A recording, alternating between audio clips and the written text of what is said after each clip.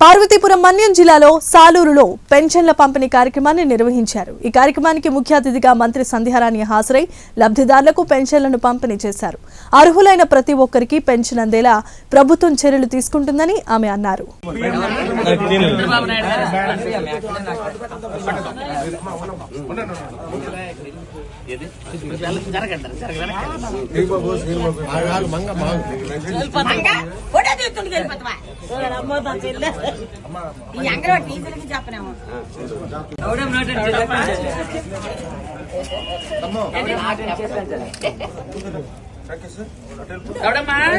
ఎంతమంది పెన్షన్ వచ్చింది నీకు?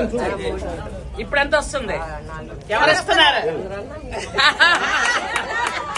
రమడమ్మ నోట్లో నుంచి వచ్చేసింది।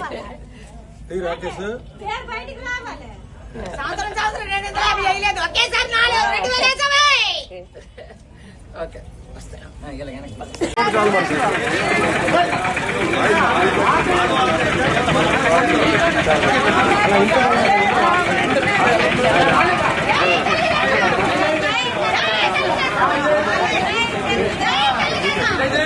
బాగున్నారా?